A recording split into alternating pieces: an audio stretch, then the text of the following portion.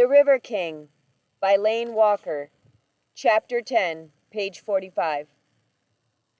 The four of us ran to the back of the raft, using our weight to push it back into the water. Standing on the stern allowed the raft to steady itself, but only temporarily. "Someone is going to have to get in the water to clear us off this jam," David yelled, panicking. Typically, this would be a situation where Chris would just do what needed to be done and dive in, but Chris couldn't swim. Johnny and I decided to do it together. We laid on our bellies, peering through the river water. Several logs had gotten stuck on a large rock, making a pinch point for them.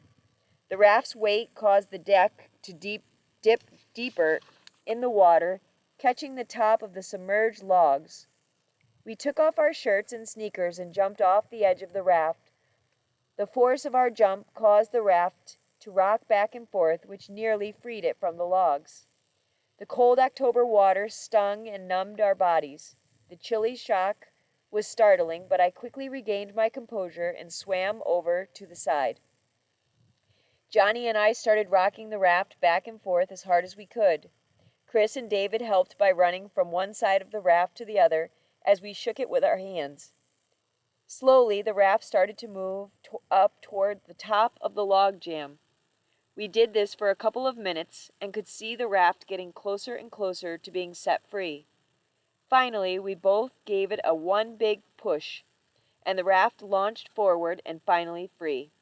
A huge sense of relief filled us all when the raft started floating down the river again.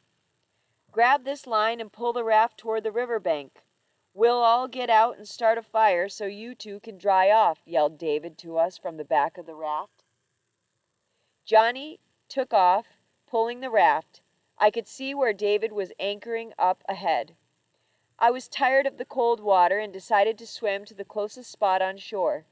They were downriver about 25 yards from me, and I wanted to get out of the water as soon as I could.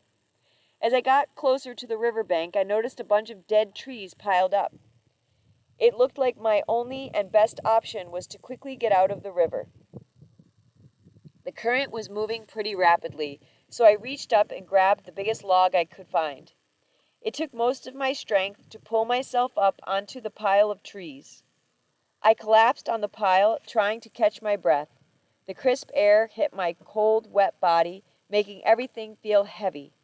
My clothes suddenly felt like they weighed hundreds of pounds and were clinging to my body. I felt some relief by getting out of the current, but I knew I had to get warm fast. I took a deep breath and laid on my back for a couple of seconds, thankful to be out of the frigid water. I watched oaks and leaves float lazily across the sky. They were starting to hypnotize me. All of a sudden, I felt a small tickle on my ankle. At first, I thought it was just a small branch poking through the rotting pile. But one tickle led to many more, and I quickly sat up. As I looked down toward my feet, my heart dropped. My entire left foot was covered in brown and gray snakes rolling and slithering around it. I realized I was laying smack dab in the middle of their nest. Chapter 11. I turned, looking down the river toward the guys, but they were too far away to help. I tried to scream and couldn't. Nothing came out. I knew I couldn't panic, but my heart was pounding so hard I thought it was going to break through my chest. I made a split-second decision. I jumped to my feet as fast as I could and dove back into the river. I felt a small, sharp sting as I surfaced. Weird. I must have scratched my leg on a stick, I thought to myself. I swam down another 20 yards closer to my buddies to clear the snake's nest. I found a dry patch of the river bank that extended into the water and crawled onto it. I instantly pulled up my pant leg to see why I felt my skin was burning. The first thing I saw was blood. As I looked closer and squeezed my leg, I saw 2 small holes. I had been bitten by one of the snakes when I had jumped into the water. "Dude, what happened?" David yelled at me. I turned to see my friends jogging down the bank to check on me. "I just got bit by a snake," I shouted back. Chris and Johnny stopped to attend to me while David went to check out the snake's nest. Chris went back to the raft to get our emergency medical kit and returned with a peroxide and a Band-Aid. The medicine stung when he poured it on. "Guys, we have a problem," yelled David. Johnny helped me to my feet, and the three of us went down to see David and the snakes.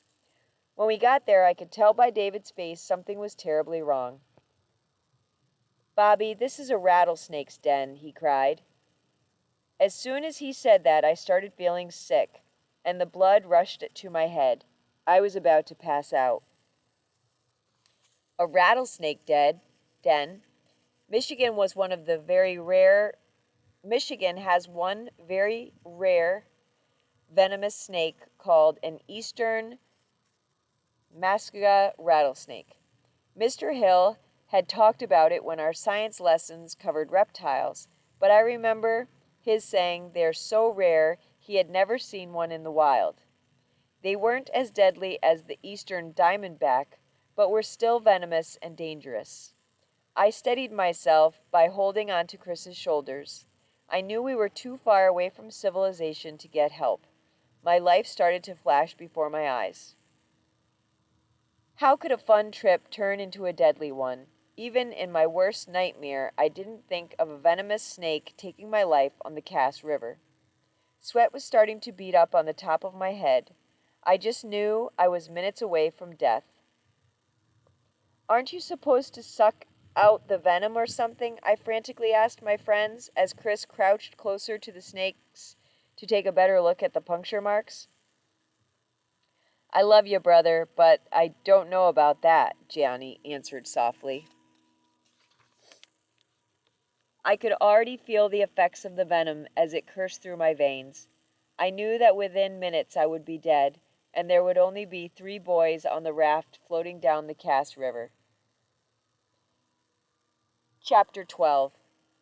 "I think you'll live," Chris said, laughing as he headed back to the raft.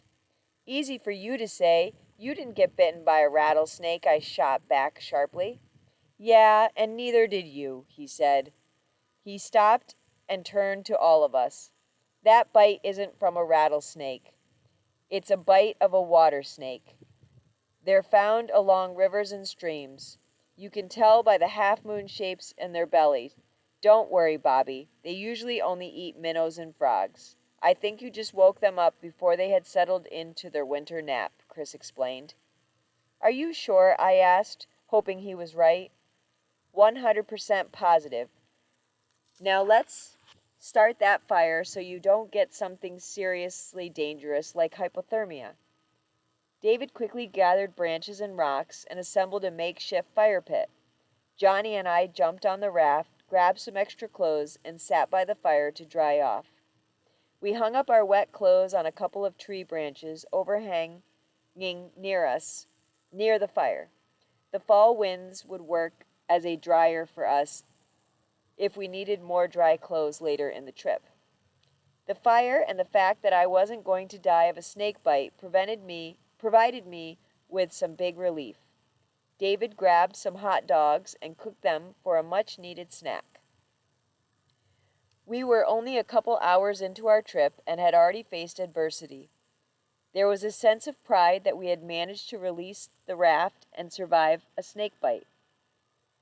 As we sat around the campfire, David told us a story about a big catfish he had caught when he was fishing with his brother. They had nicknamed the fish Big Lou. The thought of fighting such a large fish excited all of us. After enjoying our snack, we threw dirt and water on the fire to put it out. Then we loaded our stuff back on the raft. Johnny took his oar and shoved the raft off the low spot back into the river current. The snake bite had put us behind schedule. We needed to cover more ground before anchoring for the night. The sun was starting to go down, and I figured it was around 4 or 5 o'clock in the afternoon. Chris went and lit a small propane lantern we had brought. Besides flashlights, it would be our only source of light at night on the raft. As it got darker, it was getting harder to cast without getting snagged on the trees or rocks. I was about to put my pole down for the night when I figured I might as well make one more cast. About halfway through reeling it in, I felt something big hit the lure and heard the reel's dragging scream as the line was pulled. Whatever it was, it caused my pole to bend and stretch, and I could feel the fish on the other end. It was big, really big. Did I just hook a river king?